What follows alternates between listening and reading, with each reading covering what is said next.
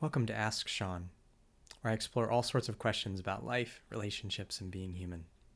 I'm Sean Slevin, a licensed professional counselor and a licensed marriage and family therapist. And if you have an anonymous question that you'd like to send me, you can go to www.asksean.org. So this is another interview segment from a recent interview. And in this one, I'm exploring the question of why do partners cheat? And so this is a particularly sensitive topic. If you are someone who has been cheated on, I am so sorry. That is one of the most devastating injuries, relational injuries, that we can experience. The sense of betrayal and confusion is, it can feel so unbearable. And so if you are deep in the midst of your pain right now, I just want to say, I don't know if this may not be the right time to listen to this video. Because in some ways I'm exploring things that I think are important and worth exploring, but might be premature if you are in the midst of deep pain. When we've first been hurt and we're like, kind of the bomb is going off, we can scramble wanting for answers. And I'll just be honest, in some ways that's not what this video is going to give, in part because I can't know your specific story, right? In terms of making sense of things. But also, in some ways, those questions aren't totally answerable. Now, I do engage with the why and kind of relating around that and kind of what's going on with us in that and some of the questions that we ask embedded in that. But I'm more so interested in how this kind of event is an opportunity for healing. I mean, in some ways, that's kind of how I approach everything in my own life and with my clients. Is how does this present an opportunity to grow and heal? So you're certainly welcome to continue on watching, but yeah, some of the things, I'm talking in an interview context, right? And so, which is different than like responding to a particular person's story and pain. So I just kind of want to give that caveat. Also, if you are someone who has cheated, I am sorry. When that is the best option we've been able to come up with for coping with life, like that's not good. That means we're not doing well, because like it's hugely destructive. It's not good for our own soul. It obviously, deeply damaging to a relationship, to a partner, to a family. And so whatever is going on in your life, such that like that's kind of what made sense to your system to do, I hope that you get help with that. Because this is deeper than the fact that you had an affair, that you engaged in some kind of infidelity, that you broke trust, and all of that matters and is really hugely important. But you need to deal with like what was going on under the surface, that this is what, you ended up doing. That this is the way that you're coping with life.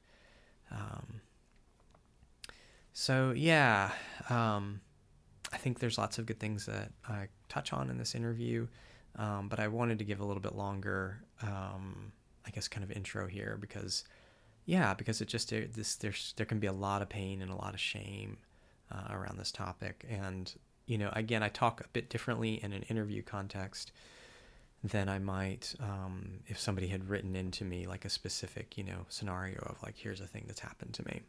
So but I hope that you'll find all of this kind of what follows helpful, and that it can really prompt some good reflecting and kind of wherever you're at, kind of whichever side of things you might be on.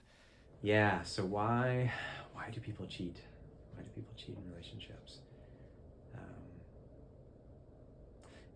It's a question that is asked over and over. Especially when we've been cheated on, there's this perpetual why. Like, what did I do? Was I not enough? All these kinds of things. And it's complicated because somebody's cheating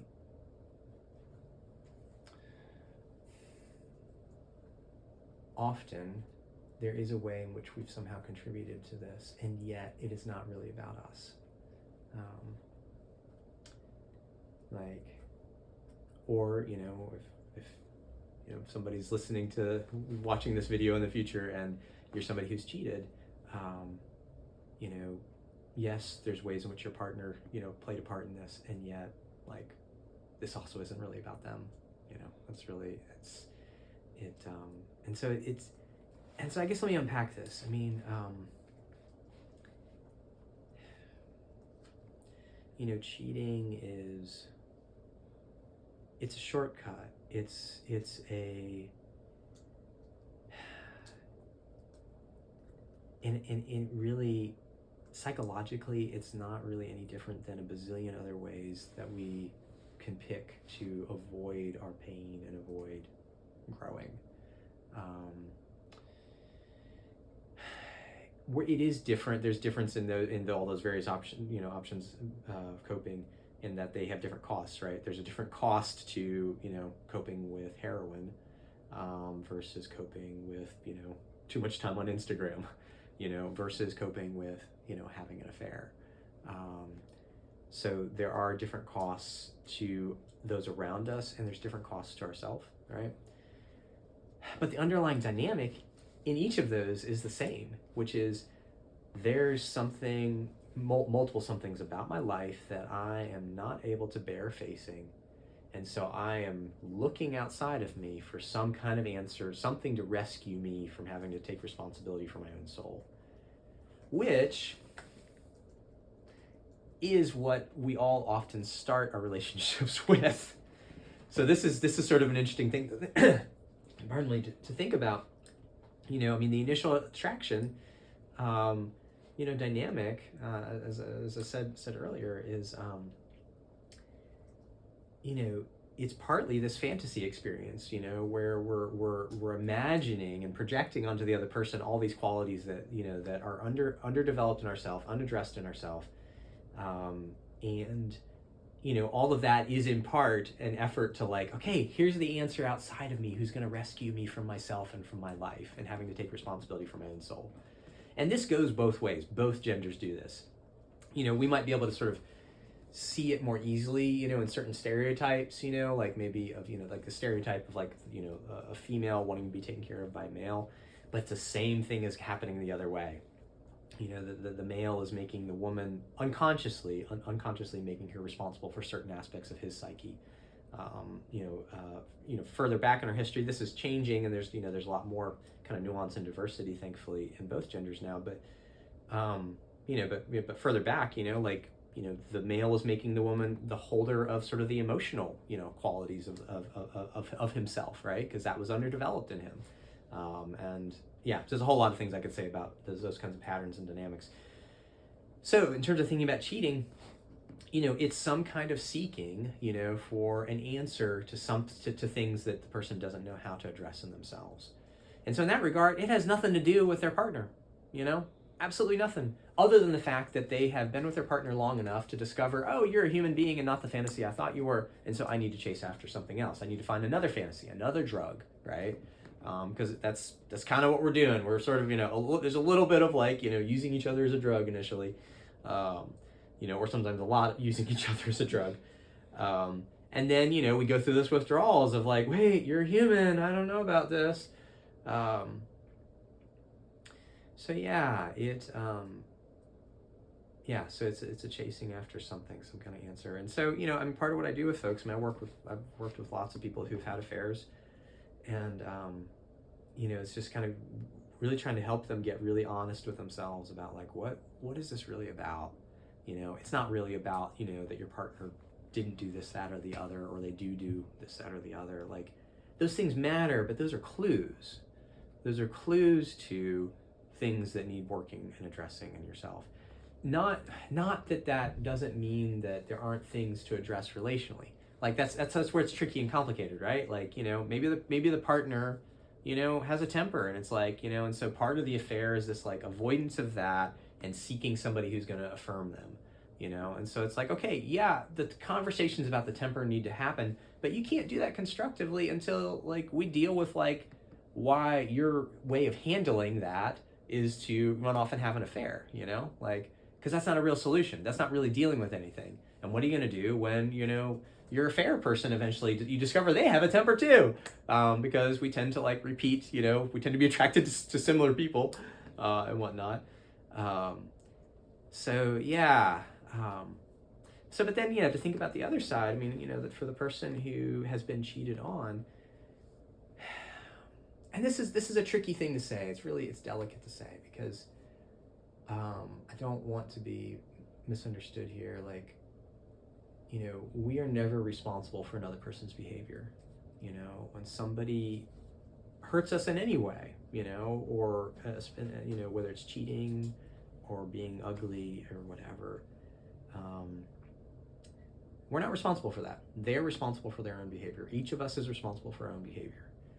And we would all be wise to reflect on, what's my part in this dance? This dance happens together. Somehow we co-create this really painful mess. Like, and this is where we have to be careful. It's like, I don't even want to get into language of like, well, do I somehow cause this? Because, that's a yucky thing that we can fall into, where if we have a pattern of taking too much responsibility, it's like, well, if I didn't upset them, it's like, yeah, okay, that's not that's not actually getting into your contribution, like, because you're taking responsibility for them, like they're still responsible for their response. Like, what we have to tease out is like, well, like what are the ways in which, this would be an example of getting more nuanced. Like, what are the ways in which I don't make it very safe, I'm not very approachable to actually talk about the things that are underneath their anger, whatever that is, like, what are the ways in which, I'm not very vulnerable with them, and I don't make it safe for them to be vulnerable with me, like, I say that I don't want them to be, to be angry or whatever, or I don't want them to be going off to this other person, and having intimacy with them, but how approachable am I, like, and again, this gets so complicated and nuanced. There's 1,000 different permutations, like, there might, somebody who's super accommodating might be like, well, I'm so approachable, blah, blah, blah, I do everything for them. And it's like, okay, maybe, yes, but is that actually, are you still bringing your heart forward? You can do everything for somebody and keep your heart totally locked away. And so you're both freaking lonely because you're playing it safe, like, so it's like, it's part of this. This is where we really do need helpful guides, people like, healthy therapists to walk with us in this, because, to really tease out, because we're all really good at deceiving ourselves, like, and being like, no, I'm not doing this, nothing to do with me. But again, I just want to reiterate, I mean, it's like, as you engage in this kind of examination, you have to fight against any kind of like taking responsibility for the other person. It's like, it's not your fault that you were cheated on.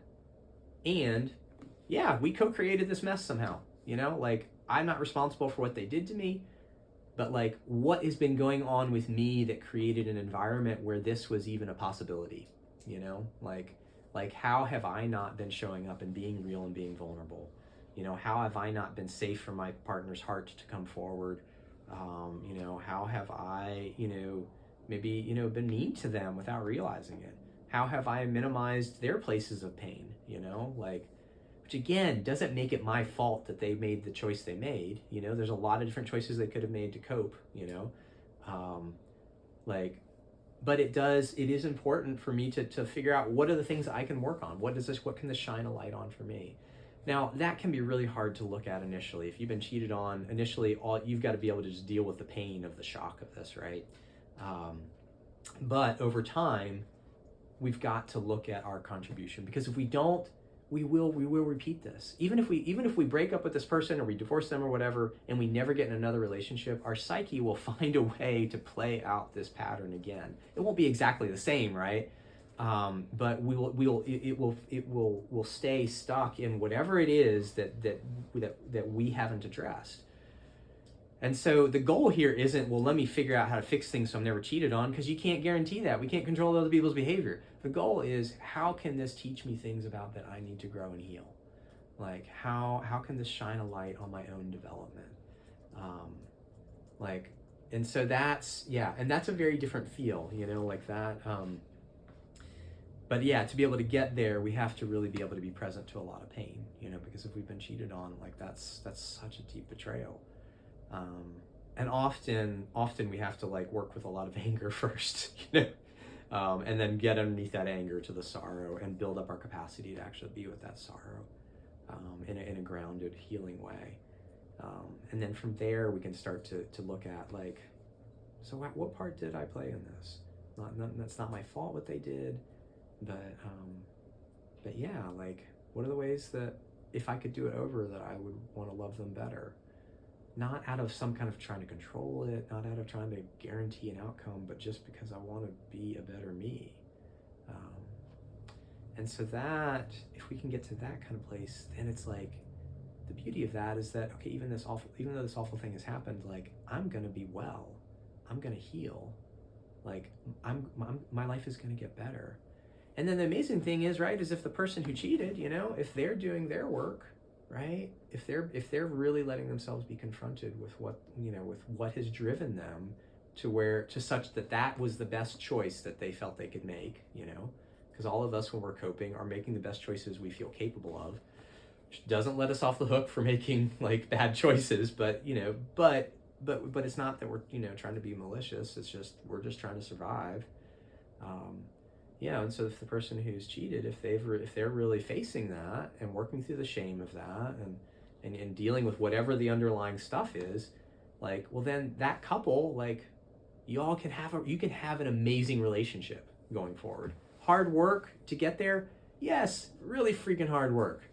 But here's the thing, that work has to happen no matter what. This is the thing I tell couples when there's been an affair is like, look, I know the temptation is to just like, let's just, like finish killing this off or whatever, because the fantasy is, well, maybe that'll make the pain go away. But it's like, you're going to have to do your grieving no matter what, because if you don't, it's just going to go underground and it's going to poison you. So you got to do that work no matter what. And like whatever other work that wasn't happening that got you here, that co-created this mess, you need to do that. Because, even if you don't marry somebody else, even if you get a divorce and don't marry someone else, like this will go with you and it will haunt you because the soul wants to be healed. It will not be denied, and it will show up in some kind of way and disrupt your life. And so I tell people, it's like, look, right now, like, you've got somebody who triggers your stuff, so it brings it to the surface. Let's work on it. Worst case scenario, if you still decide to go separate ways, at least you both have grown a lot. And that's less work to do in the next relationship or to do down the road.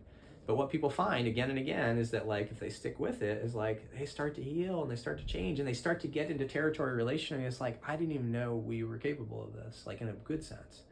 Like, I didn't know we could this was even possible. Like, and that's so amazing. And so it doesn't change the fact that an affair is a painful, horrible rift, but it's like, it can be sort of the necessary, difficult gift, if you will, to a relationship that like massively shakes it up, such that both parties do the work they need to do to actually become more healthy and more whole. And so that's thank goodness for that, right? Like that, like it doesn't have to be the end of the story. That no matter how painful and awful, like that, yeah, if we both do our work and we really want it to work out, like we can actually have like a far better relationship than we've ever had.